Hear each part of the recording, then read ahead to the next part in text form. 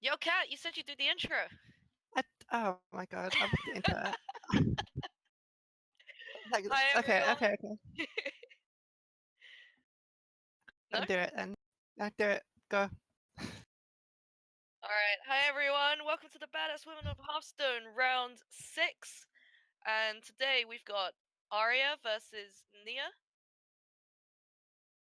So, they've got two very similar lineups. Arya's got the Odd Rogue, OTK Paladin, and Control Mage, Big Spell Control Mage. And Nia also has OTK Paladin and Big Spell Control Mage, but instead of the Odd Rogue, she's got Mechathune Warlock, which is a very interesting deck that Kat tells me she got from Kalinto. So we're pretty excited to see that one play out. Kat, do you want to go through how we think the matchups are gonna turn out here?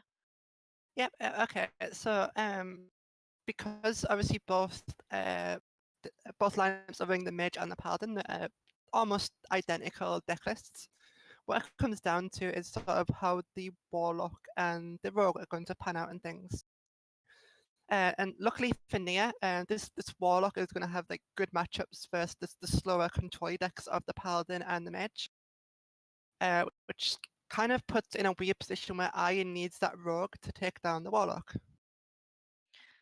Yeah, that's right. So basically, the rogue is her only counter to the warlock, so she's probably not going to be queuing that deck first. And Nia's not going to want to queue her warlock first because she doesn't want to lose it straight away.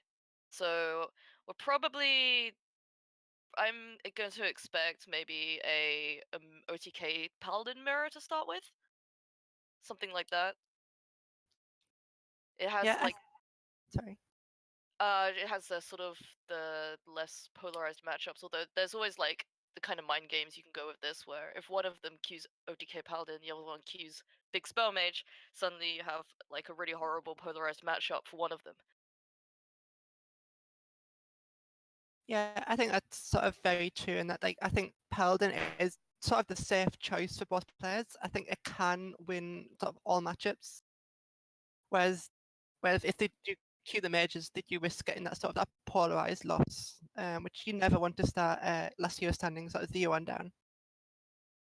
Yeah, that's definitely true. The Paladin has a lot of sweet potential, um, whereas the Big Spell Mage is sort of it's kind of interesting here because it's on paper, it's really bad against the OTK Paladin and it's really bad against the Mechathune Warlock, but then it's even with the Odd Rogue, so that will kind of uh, flip the table on whether Arya still has the Rogue, um, or whether she loses it. I think, but yeah, I think it's key. Arya's Odd Rogue here is key to queue it up at the right time if she wants to get through Nia's lineup, where Nia is a little bit more favored across the board, I would say.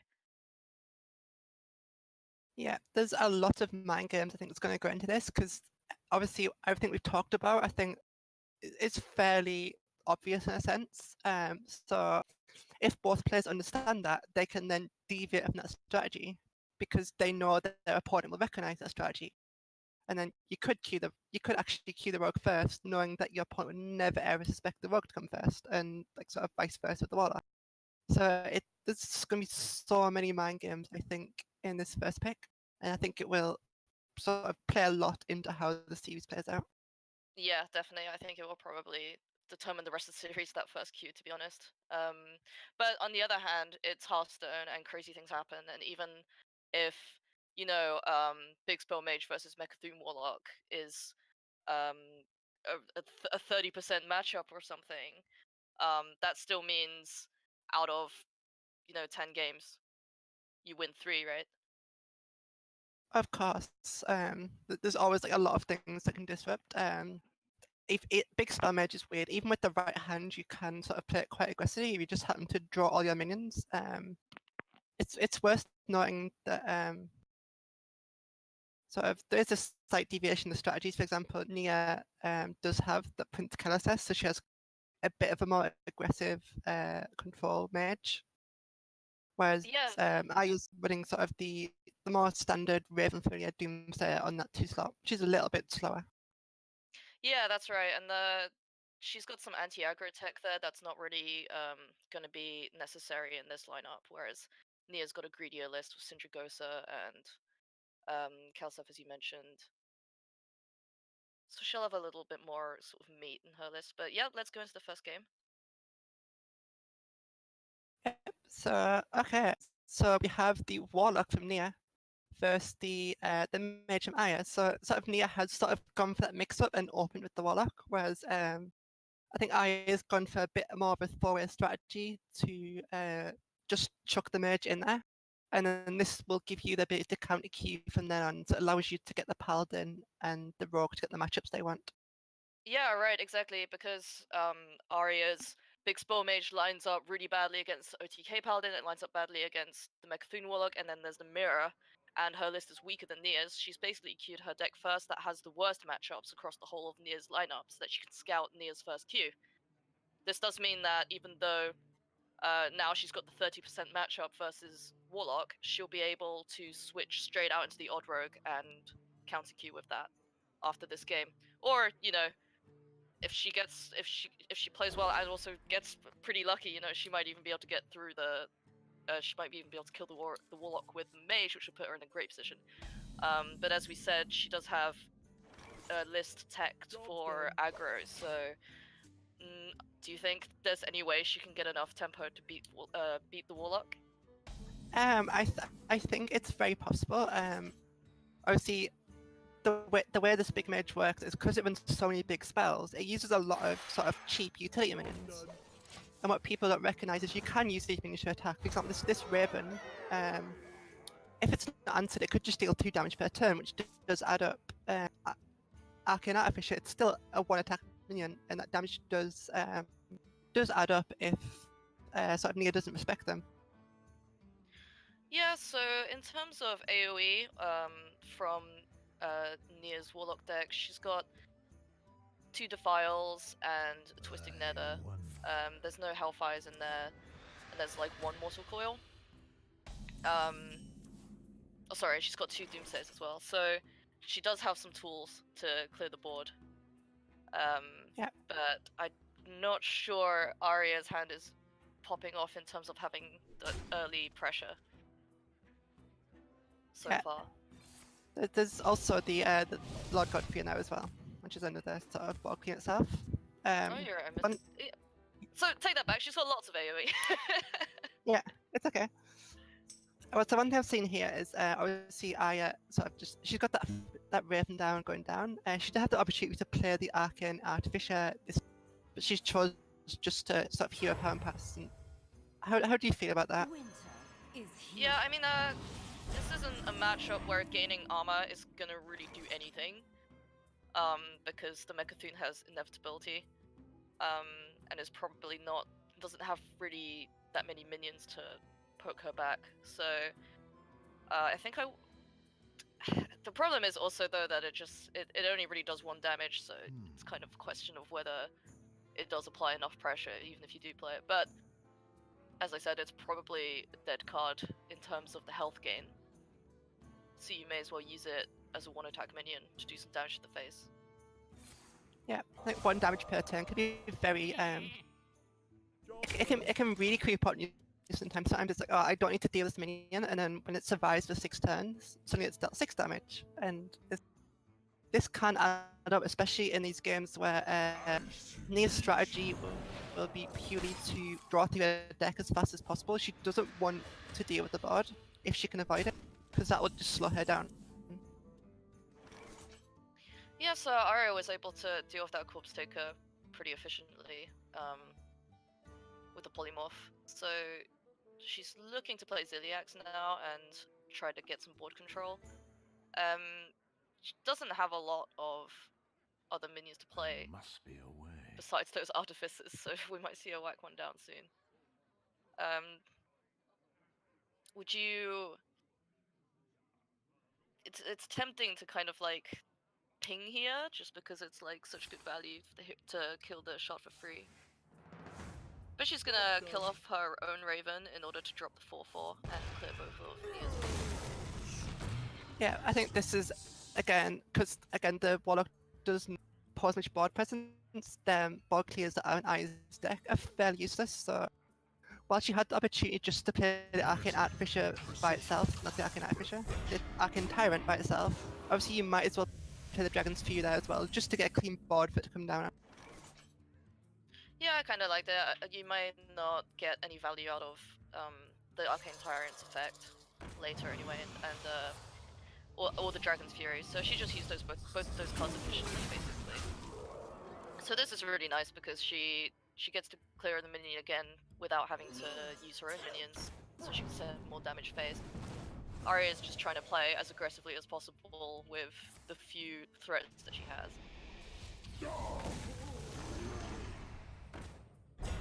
Yeah, and despite everything we said, for a second there, Nia was actually down to 18 health, which again is no small feat for the mage to do. So it can add up its damage. So I don't think this matchup is going to be as one-sided as we initially sort of made out.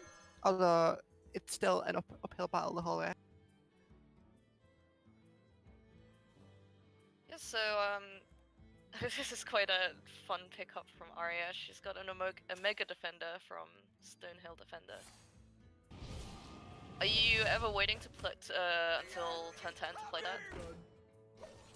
I think optimistically you do want to play that as sort of a 12 attack minion on turn 10. That's certainly one way the mage can get the damage in, if that thing sort of lives for a turn.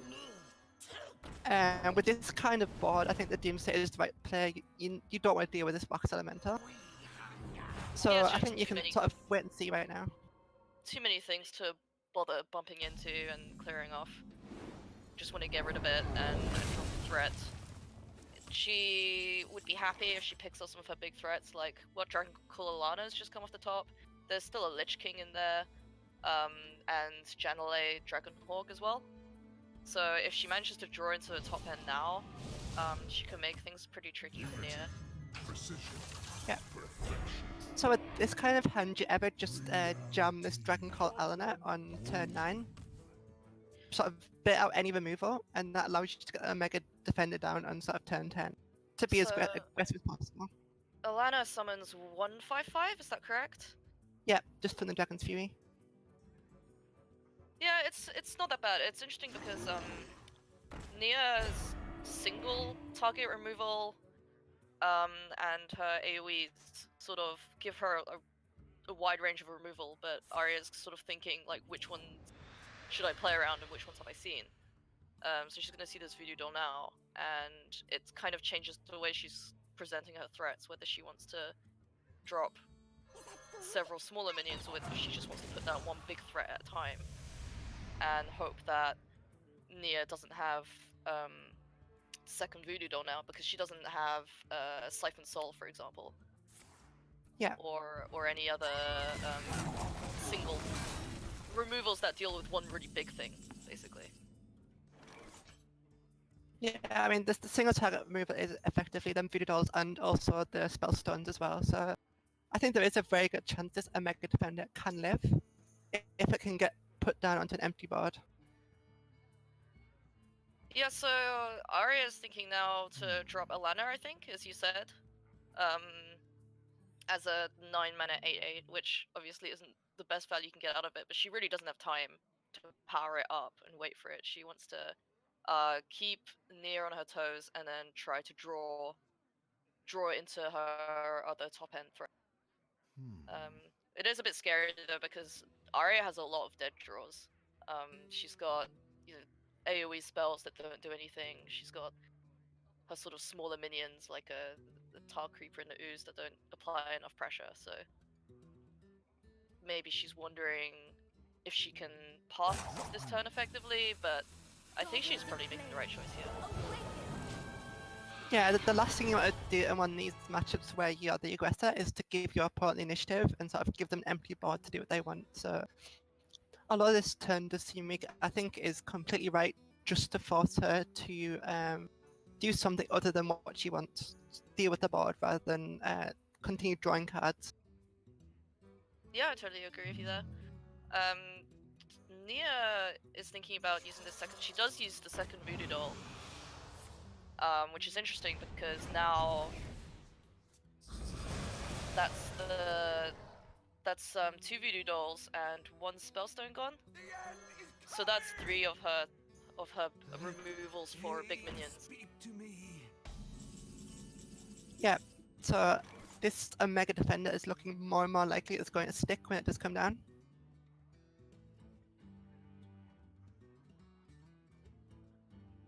Sorry, go on. Yeah, no, I was just she can actually drop the Omega Defender now and kill the Doomsayer with Voodoo Doll paying. And that is a very high pressure board. Or she could just poly it. I suppose there's ways for her to remove this Doomsayer and make a really big board. And when you're at this point of the game and it's time to start killing the Warlock, I don't think you worry too much about possible AoEs. I think you just go for the kill. Yeah, I think you have to sort of respect them cards. There was one other little sort of niche option there as well, which you can actually do, which is to sort of polymorph or Voodoo Doll the Acolyte. Yeah. Which is, it seems like a bit wasteful, but anything you can do to slow down that card draw is going to help you a lot in the long run. Yeah, exactly. The Nia actually only has 8 cards left in her deck now. She has managed to draw over 2/3 of it. So it is getting to that point where she'll have basically every answer that she needs. Yeah, unfortunately, leaving the Acolyte up now to set up like a nice little card draw from that Lord Godfrey. Yeah, that was a full clear and drew 2 cards. That's really, really nice. For Nia, obviously. And so with the Solarium, oh yeah, she picks up the Galvanizer, discounts the Mechathune. Do you want to go through the combo cat that Nia is looking for? Yeah, okay, so the final combo that sort of Nia is looking to assemble this game is to, with Mechathune in hand, you play 2 Galvanizers, which will reduce the Mechathune to 8 mana. And then once you've drawn through your deck, you then play Mechathune for 8 mana, you play Blood Bloom for 2 mana. And this allows you to play your Cataclysm to discard your hand and wipe the whole board, effectively finishing off your combo. And of course, to play Blood Bloom and Cataclysm, you need more than 5 HP, because that's how much it costs. Yeah, that is it's sort of win condition. You don't have to kill the Warlock, you just have to get them below 5 health. And unfortunately, Arya's drawn the cards that she doesn't want to see, the sort of like the AoE spells and the smaller minions. These cards aren't really going to do a lot for her now. Yeah. Nia's down to her last card now as well with the combo in hand, so this is sort of the inevitable combo we're going to see now. One sort of thing we did see there was actually, we saw Nia use the Solarium there with her remaining on the Godfrey tab. Yep. Which could have actually lost her the game, but if she'd drawn 2 Galvanizers and couldn't have played them, that'd actually stop her on combo. Which I feel is a bit of an unnecessary risk we missed out on there. Yeah, that's a good point. But well played nonetheless. I think this matchup was gone fairly how we expected it to. I did her best with the aggression, but there's just not enough damage there. Yeah, she actually came fairly close. She was, if she'd managed to draw maybe Genele or Lich King or something, I don't know, something with a bit more. Well, those are the only 2 cards really, or maybe even. I don't know. Those are basically her big threats left. But unfortunately, it was more likely for her to have dead draws, because there's just too many cards in the big spell mage that don't have any effect against Mechathune Warlock. But now we're expecting to see a counterpick rogue from Arya, so there it is. None can escape my fury. Yep, so this is kind of what we sort of talked about at the beginning, sort of this rogue has to win this game to sort of make it a series. And it's going to be kind of a back and forth on this point, assuming the rogue does take the win. I think if the rogue doesn't win, I think it's going to be a bit of a blowout victory. That's right, yeah. So Arya really needs this counter pick to work. Or else her last deck, the Paladin, will also just lose to the Mechathune Warlock. Because its OTK is a lot slower than Mechathune Warlock. So the Warlock will have inevitability in that matchup. So yeah, she really needs this Odd Rogue to take down the Warlock now. And it looks like she does have the hand for it. If she picks up a Cold Blood, she's pretty much got the perfect hand for taking down Warlock. Yeah, one thing worth noting is that while this Warlock does have a lot of sort of removal tools available, it doesn't actually run tons of healing. It's mostly reliant on sort of 2 Spellstones and a Ziliax. Yeah. So Odd Rogue's ability just to keep hitting you in the face for damage does actually take its toll quite fast against this this Warlock deck. Yeah, that's right. There's one Dark Pack and there's maybe the Corpse Taker, but like you said, it's it's missing Shroom Brewers. Yeah, It doesn't have that extra bit. There's no Gul'dan sort of in the late game to sort of give that inevitability of the healing. Nia did draw her Doomsayer though, which is pretty much perfect here for blocking the Thug. And Arya can't kill this. Doesn't have a way to kill it. So she's just gonna have to re-dagger. Yeah, it's funny I actually talk about that lack of healing because as we look in sort of Nia's hand right now, she has 2 Spellstones and the Corpse Taker. She has drawn all of it, yeah. So she has all the tools needed to sort of shut down that rogue. Yeah, the Corpse Taker is really nice. Arya can coin out the BAWOH Spine if she wants to get rid of it effectively. I'd be amazed to see any other player than this Vile Spine. Yeah, you don't want to hit it twice or even 3 times. It's just such an annoying minion to deal with and heals full every time. So yeah, and anytime you can sort of kill that Ziliax or that Corpse Taker directly is effectively doing direct damage to your opponent. Right. Yeah, that's definitely true. So yeah, no matter how weak your player seems, if you can remove them without hitting them, you should always do that. Second Doomsayer for Nia and Oax Elemental. This is just so irritating for the rogue. I think the rogue actually likes this. There's one perfect counter and that's sitting in your hand to both of you're these right, cards. This is blue face staring straight at a board with 0 attack minions. Yeah, that's I mean, an extremely sexy Void Ripper. Yeah, I mean, bet you wish that Wax Elemental was a gold Shire footman right now. Yeah, I missed a Void Ripper first time. It is a one-off, but it is very nice. Yeah, that might be the swing in this game that we need. Definitely, she's now got Arya's now looking at 8 damage from her hand, 10 with the weapon, and Nia's currently sat at 14. So it's definitely, if she can push that last bit of damage, it's gonna be really tricky for Warlock to stay alive. Even having spellstones and stuff, the rogue can just pump out a lot of big threats for the next few turns. The rogue also has lethal.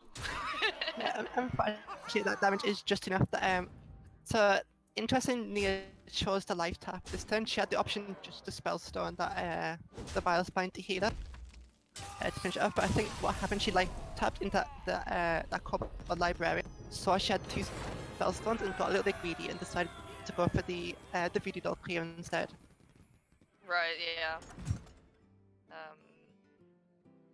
But then maybe you like to get those synergies when you see them, but obviously when you play against Rogue, you kind of always have to worry about Leroy. So... Yeah, definitely. I don't necessarily think it was the wrong play. A lot lost her the game. In the long term, it would give her enough healing to sort of keep. So I can't fault it. Yeah, exactly. There's that decision you have to make where you're like, okay, if they have Leroy, I am just dead this turn. But if they don't have Leroy, this is a win. This is the winning line. This gives me the healing to stabilize and close out the game. But the rogue does get through. That Void Ripper just came up huge. So now we've got the big spell mage from Nia, and this matchup is actually almost exactly 50% when you look at stats. Yeah, so this is going to be another interesting one. This is actually going to allow Nia's mage to be potentially useful, whereas Arya's sort of drew into that dead matchup basically. So I think this could be a very key matchup depending how this goes. So Arya is starting off really strong with that sticky one drop into the Cold Blood to make an annoying minion that does a lot of damage, and the big spell mage can't easily remove, lacking like the smaller removal tools. But Nia does have Kalaseth and also the Artificer, so she does have some small minions to contest the board early. Yeah. So how do you feel about this this sort of alternate version of the mage, where you sort of, instead of running that Doomsayer, that Raven Familiar, you have the Kalaseth and a few more minions in the early game? I think it's gonna work out well for her here. It's actually gonna help a lot, but would I mean, like, in the toss up between a 2/2 and a Doomsayer, they're just they're very different depending on the situation, right? Sometimes the rogue has very easy ways to remove Doomsayers, and sometimes it doesn't. So I think in this situation, the Kalaseth is actually working out better than the Doomsayer would, because Arya has the Cold Blood, the minion on the board. Okay, I do think it's almost, I think it's almost sort of apples and oranges. The decks run very differently. I think they both achieve the same thing, just very different. I think this sort of change might be a lot more impactful if this mage wins the game, because this extra minion pressure the deck has will make it much more effective against sort of OTK Paladin, for example. Oh yeah, for sure. Oh, you mean this kind of mage versus the future matchups? Just in general. Give you a fun question there. Yeah, so the mage gets to apply more pressure of its own, sure. But right now, Arya is the one putting on all the pressure with Rogue, and the mage's AoEs are just, they feel so far away right now. Yeah, like you don't have that Dragon's Fury that you're sort of looking at. That's the one you want to hit on turn 5 to really swing in. I think Blizzard and Flamestrike are looking a bit slower. She does have the Artificer though, so if she manages to stay alive long enough, she can get some health gain back, but it's looking pretty sticky. There's 10 power on the board already before Arya does anything, so Yeah. I think the rogue has probably just got this. Yeah, you can't really heal if you're dead. Yeah, the AoEs are just too far away. Yeah, do you think there's any merit to, for example, playing the Arcane Keysmith instead this turn? Maybe get down like an Ice Barrier instead of the Stonehill Defender? Yeah, I think maybe I would have favored that a little bit as well. But I don't know what Nia was looking for. She may have been thinking, to drop a taunt every turn. The problem is the taunts just aren't really big enough. Yep. But you wanna, play the Keysmith while you basically still have a little bit more time. And then taunt up later and try hold off the power to stay alive. But yeah, that's a pretty straightforward rogue putting down big threats and killing the slower deck in the face. So that leaves Nia with OTK Paladin versus Odd Rogue. How do you feel that one goes?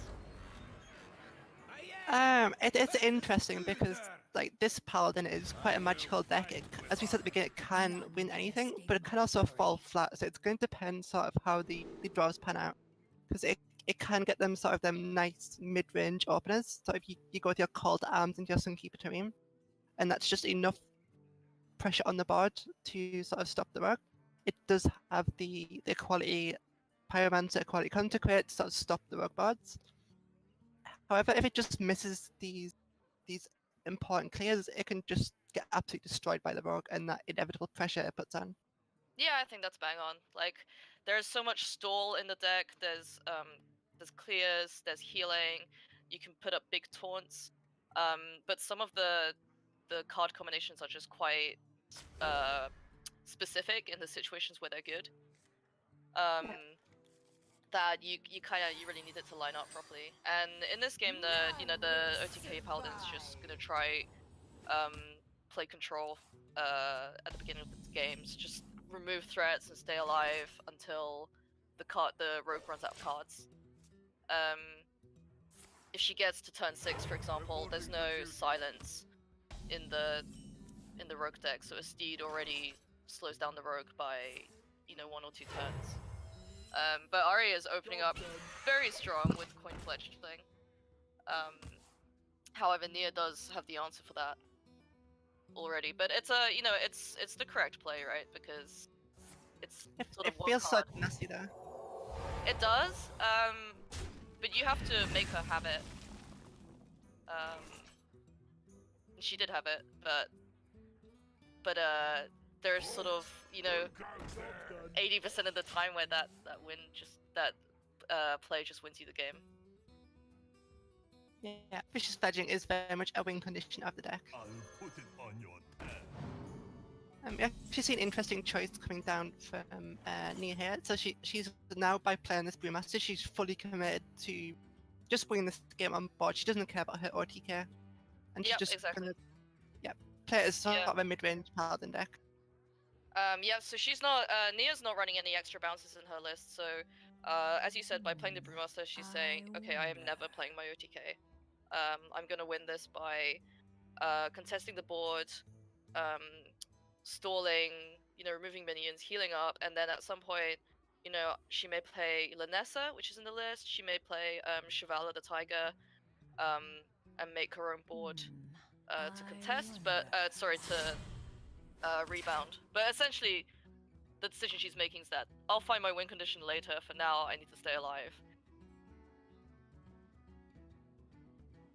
Yeah, I think this is completely correct, because I think a lot of Odd Rogue games will sort of end before sort of turn 9, which is when you sort of win that UC down anyway, so I don't think you have the time to get the OTK anyway. That being said, Arya does have a really nice meaty hand here with sort of 2 Fungomancers. She has the Myras as well.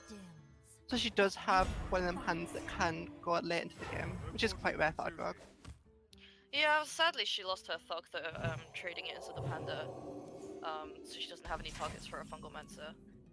And yeah, the Myra is great for sort of drawing that last bit of burst from your deck once you've emptied your hand.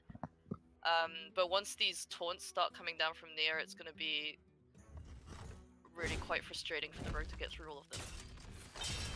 Yeah, so as we sort of talked at the start, the Paladin actually got in a position where this sort of Sunkeeper Terrain can come down 6th, and suddenly Paladin has like full board control. It is now a mid-range Paladin that sort of has just shut down the rogue already.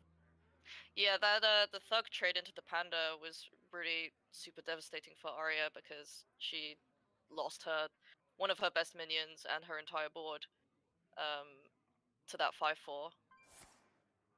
And now, sort of, once the Paladin gets to stick 1 or 2 minions, they stick every single turn because of all the buffs and Tarim and those kind of cards. Yeah, I think it was a very, very good heads-up play from sort of Nia to sort of spot that so early and not sort of fixate on it or TK and just seeing that she can just win like this straight away. Do you think Arya's going to be able to get through here? she's made that sort of preemptive hit into the Stegodons that her board can kill it. Unfortunately, Nia is able to get some really nice value trades. I think this Blessing of Kings is the game, in a sense. You said, can she get through? I think the Blessing of Kings basically builds up enough of a board to stop Arya from ever getting through. And if anything ever does fail, we see that Sunkeeper Dream in hand is just going to completely devastate Arya, I think. Yeah, it's just taking so many hits to get through the Spike Rich stage. She's hit it like 4 times. Okay, so yeah, she's gonna use the Cold Blood, so that she doesn't have to waste her dagger charge on it, and then she can clear off the 5-2 as well, take back board control. It's important to play around the Tarim by not letting, by sort of having more minions on your side of the board, but also Arya might be thinking about now like the kind of AoEs, the pyro quality consecration, or she might decide, you know, I can't play around that and still win, so I have to just make the threats and hope she doesn't have it, basically. Yeah, I think seeing that board equality early does make Arya feel a bit safer playing for board control. Yeah, that's definitely true. But as we do see, this Sunkeeper Dream is still going to be such a nice player when she wants to use it. Reporting for duty. Yeah, so it comes down now and shrinks that 7-3 right down, as well as doing 2 damage to the Crystallizer. It's the Fungal Mancer is really nice here. When you can play Fungal Mancer on 2 minions that can both hit and survive, so that they value trade, that's usually a very well, it's a high value play. And you can see Arya here is just basically dumping her whole hand. She knows she's going to play Myra. She's going to play Myra next turn probably. Yeah. And then try to find the buffs to go on top of her Leroy Jenkins. Although 1 Cold Blood is gone, actually. But Nia is still on 30 HP.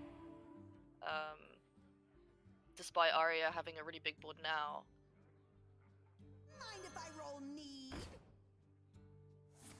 She hasn't actually drawn Consecration, but she does have 2 left in the deck. She now has the Pyromancer on board and 1 equality left. Yeah, it's very sad that there's no Consecration here.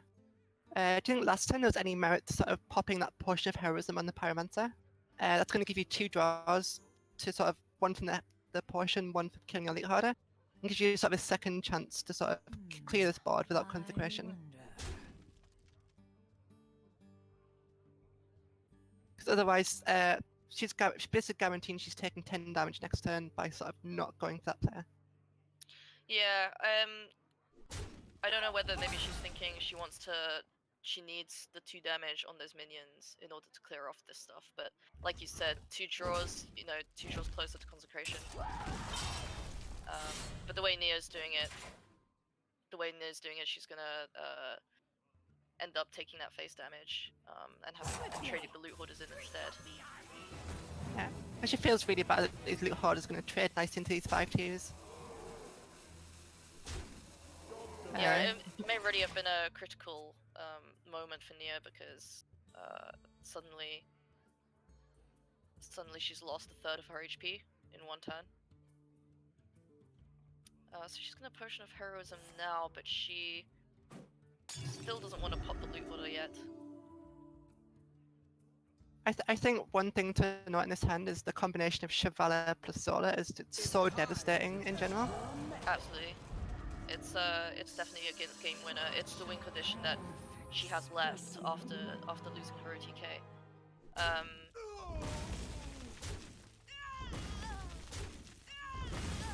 And obviously when the deck is so packed full of spells that it wants to play anyway, you basically get all the value out of the Tiger for free.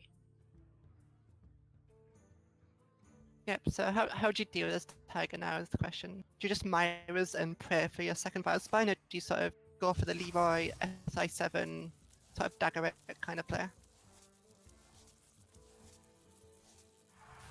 I'm out of cards. Because one thing to think about is there's a second Chevalier you know it's coming down you need to deal with as well. Like dealing with this first one's great. Then you have to do it all over again. You know it's coming down because of that Zola. Yeah, exactly, and the damage that goes to the face now is going to be completely nullified by the second Chevalier. Yeah, I don't know how I feel about that. Knowing that she's exactly at 23, so that's exactly the health. The 7's exactly attack of Chevalier to heal it back. So it's kind of redundant damage, I think. The light bends. Yeah, I agree with you. I think you kind of need to make a play to set up for, you know that the damage you're doing now isn't going to matter, basically, so you have to make a play to set up a win condition after losing the second Chevalier. But Arya is just going to concede. There's too much healing left for the Paladin. Yeah, I think it was a very nicely played game by Nia. I liked everything I saw. Yep, so the final match is going to be sort of a nice, going to be a OTK Paladin mirror now, isn't it? I'm not crazy.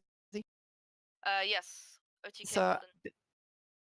yeah, so this is I've seen this referred to as a sort of a nice coin flip matchup essentially, because what it boils down to is first it's a coin flip and it's a race to see who can get the Ether up the fastest and also draw their bounces. And secondly, it's a coin flip as to who can successfully get the right horseman the fastest. Right, So obviously exactly.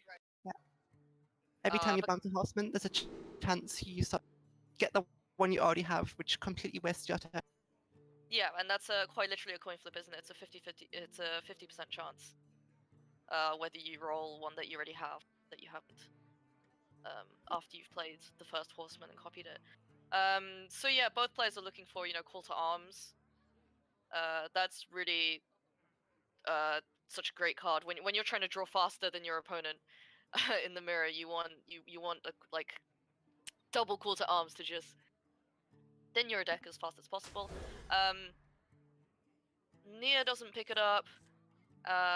Arya does.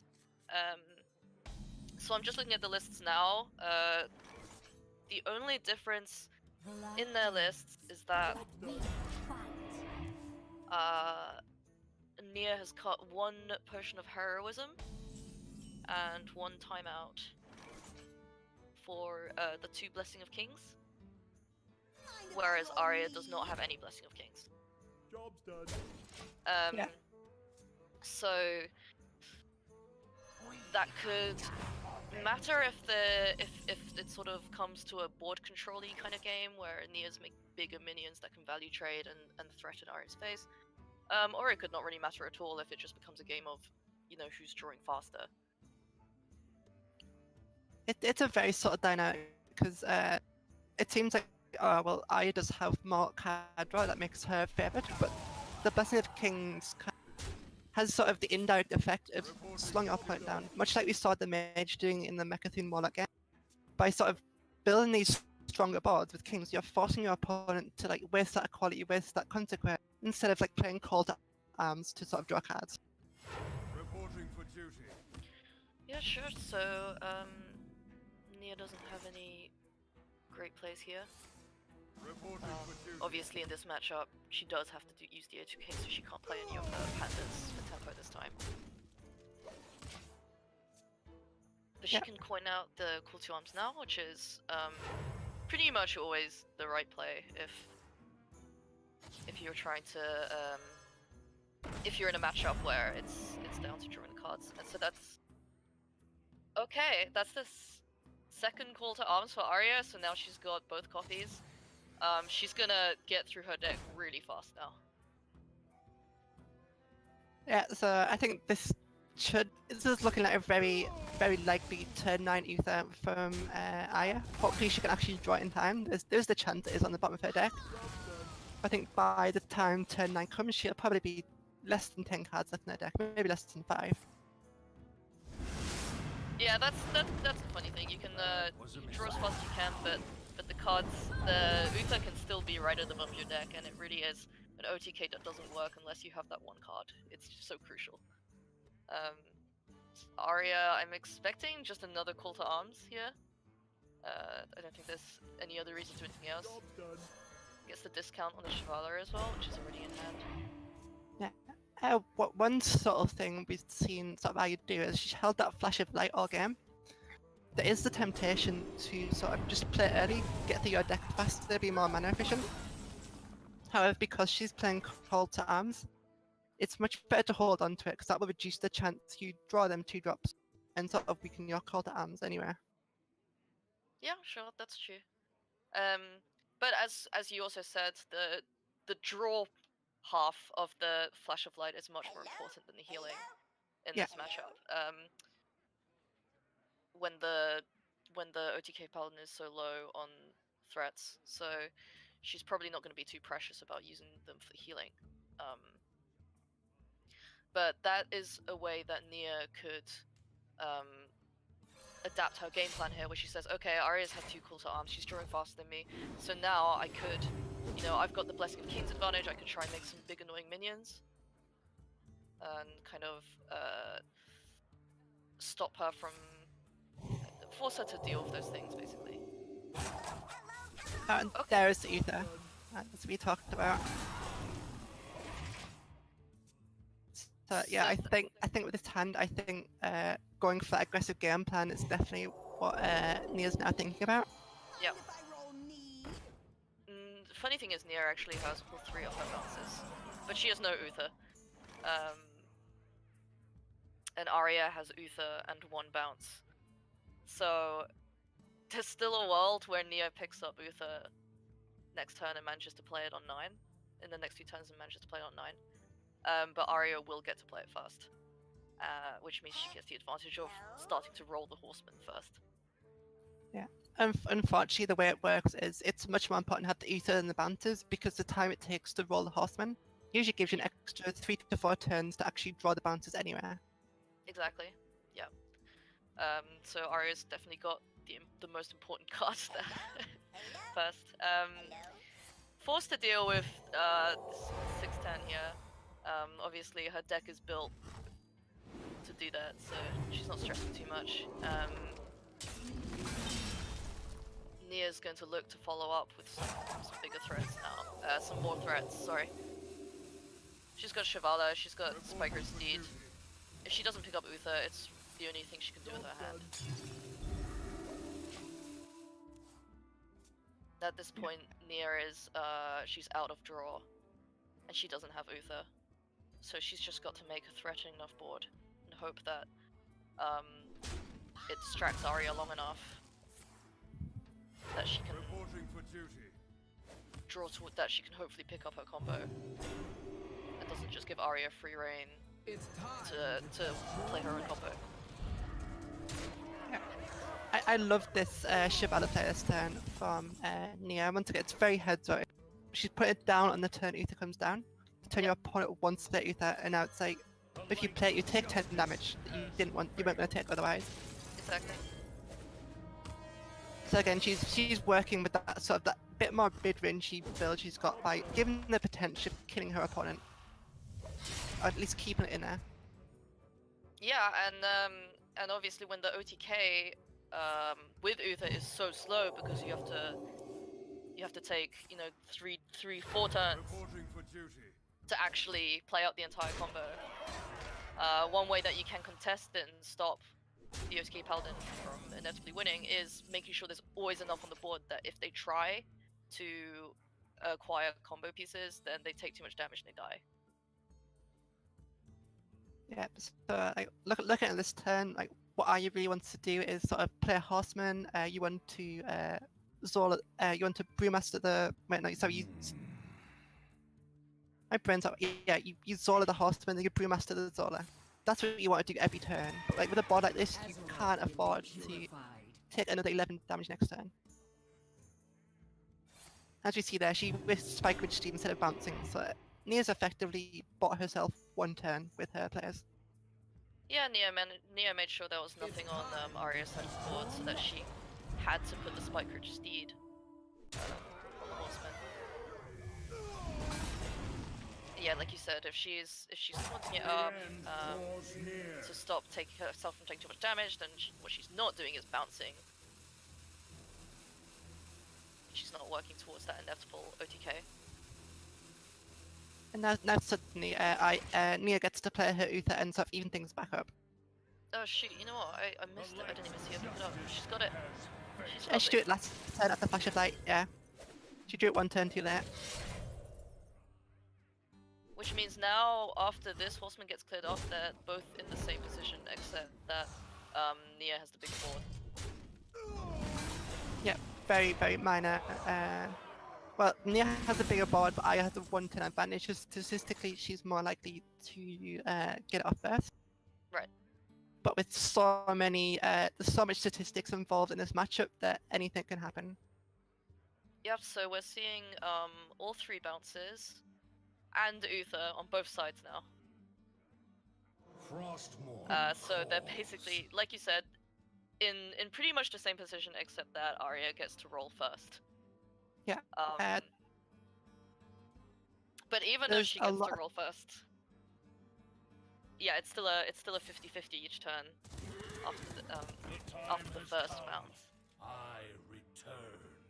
After the second bounce, 50-50. First one is, it's okay.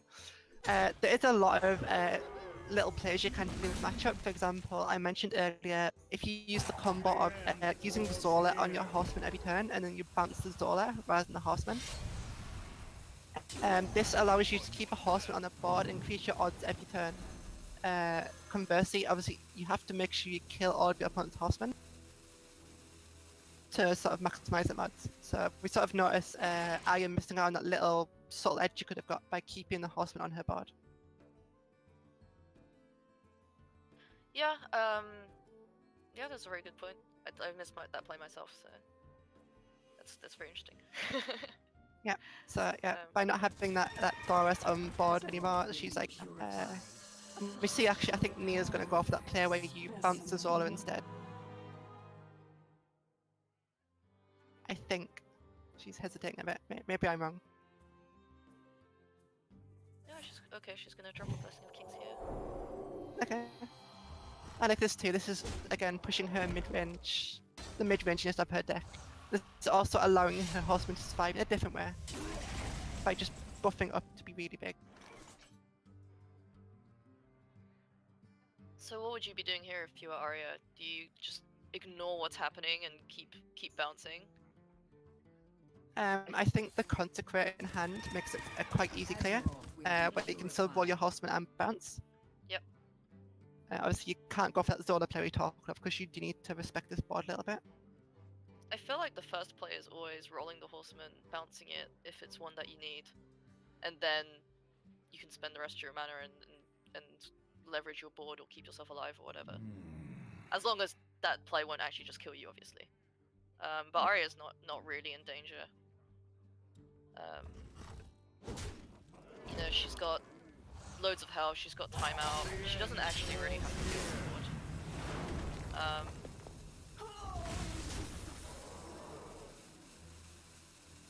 with There is a fun little interaction that people may or may not know that you mentioned. Like, for example, time in this matchup makes your hero immune. Unfortunately, Yep. it doesn't make your hero immune to being killed by horsemen. So Yeah. it's effectively a dead card in this matchup. Oh yeah, sorry, that was my mistake again, I should have mentioned timeout. I thought she still had another flash of light actually, but that's also not there. So I am just seeing things. But yeah, that's 2 successful bounces for Arya now. 2 for each. So now at that very much at that 50-50 point, whoever gets that 50% roll on the horseman first should win the game. Just think there's always a nice fun way to end the series. After such a close series is literally ended by sort of 50-50. Yeah, this is so tense. I mean, like, if I were Arya, I would just hit the button straight away. Right. Just The more shield you your s- eyes. the you more, get- the more you psych yourself up, the worse it is. You have to press it straight away. I think I'd get on my chair, stand, hide behind my chair, sort of like Yeah. peek around as I'm clicking it. So she's got And white then- Trollbane, white main, and that's Nazgrim. So she's got it. She's won Yep. 50-50. and Nia just can't get to her combo fast enough in time. Yeah, I think I's going to play a timer for good luck just in case Nia can deal 29 damage from For hand good this luck. turn. Yeah. Yeah. I would do the same though. Of course you do. Why not? Maybe she snuck a Holy Wrath in there and Peace, no rest. I don't know, do 25 damage that somehow. Just you just make sure you never lose, right? Do whatever Yeah. you can to never lose. As a little bit of closure, Nia has lost her 50-50 anyway, so it's not like she was one turn off beat anyway. So I think this is less close than it could have been. Yeah, I don't know if that would make you feel better or worse, but Really a setback. damn, that I was think- an I think better. extremely close mirror. No peace, no After a really close series, actually much closer than I give it credit for. Yeah. I think this is very much worthy of being what is effectively the EU's winners match, with Arya now being at 6-0, Nia was 4-1, now going to 40. So they were sort of the highest ranked player and one of the highest ranked players. So I think 3-2 is a very nice way to sort of close it out and showcasing how good both these players are. Yeah, Nia put up like such an awesome fight. She made some really cute plays, and sort of was very aware of her win condition in each game, I feel. And Arya, despite having a lists that didn't that I would say were weaker than Nia's when directly compared, she knew what she was. She also knew her game plan, stuck to it, and basically seems to know her decks very well. So um, Yeah, I think yeah, it was very excellent, solid play from Arya all the way through, and very, very good sort of niche understanding of matchups and decks from Nia. Based on what we've seen this week and what we saw last week, I think what we can conclude from this is Odd Rogue is a pretty good deck. I think what you meant to say is Void Ripper is a pretty good card. That too. It's certainly a card you don't see as much these days with the decline of Druid. Obviously, it's not as good versus. There's no spreading plague for the target, but it's still good versus some Doomsay as you see about. And Yeah, I think it was a key card in that Rogue versus Warlock game. Yeah, exactly. That's what I found so funny about the Void Ripper, is that it's just a dead card in so many situations, and like you said, has fallen out of the meta recently. So it's really funny to see it included in Arya's deck and then pay off so hard. Yeah. Because yeah, if she hadn't managed to get the Rogue over the Warlock there, that was probably the series. So an interesting tech that really paid off. And some great plays from Nia, and unfortunately, the OTK Paladin Mirror is a kind of ridiculous display of coin tossing that eventually Arya managed to win out.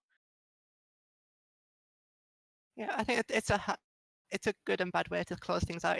It's good because it shows how close the series to. It's a bit sad because of how the matchup dynamics do work. Yeah, it probably feels I would imagine Nia probably feels pretty hard done by RNG here. But she should definitely be happy with how she played. And Arya too should be happy with how she played. You know, yes, sometimes the coin favors you, but you still have to play well enough to take advantage of that, right? So Of course, yeah. yeah, that was a great series, and Arya is undefeated in this 8-round Swiss. At the end of round 6, she's now 6-0, the only 6-0 obviously at the top of the leaderboard.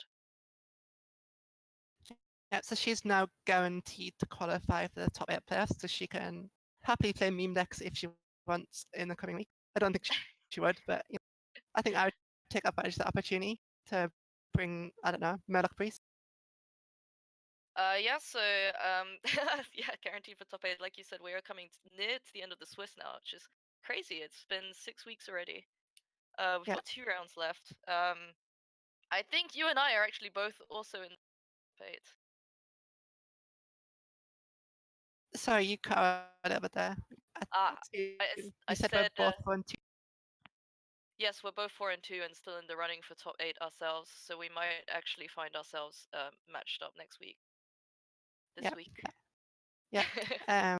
Yeah, so just to be clear, everyone who goes 6-2 at the end, 7-1, or 8-0 in Arya's case will qualify, and then quite a handful of people who go 5-0 also go through. I think us two have the worst tiebreakers out there, so I don't think us two go through as 5-3. 5-3. Yep, that's right. Yeah, That's a lot what of people. I too. Okay, So cool. Nia's, Yeah, I am really excited to see how this plays out. There's some really well-known names in the top part of the standings, and also some less-known names, and that's like my favorite thing. Seeing sort of players that I hadn't seen much of before. You know, showing that they're super strong players and dominating the Swiss. The teacher, for example, I personally didn't know her before this tournament. And played against her, and yeah, she's a really fantastic player. So, and then Arya, obviously, we know each other from WSG and WSOE, so it's fun to see faces like familiar and new. Yeah, it's very nice. So I think going forward, I think tomorrow we have the NA bracket game, which will be at 7 p.m. Pacific time, if I'm not mistaken. I wish I knew who I was going to be. Feel free to tell me if you know. The game on stream. Does production know which game is on stream tomorrow? Production says no. All right. Well, make sure you check out the Twitter, guys. It's all there for you. So Yeah. make sure you checking out the Twitter. Got a Discord as well, and yeah, definitely keep your eyes on this tournament because we're coming to the final stages, and it's gonna be very, very awesome. Yep. I think that's yeah. Let's see you all next time.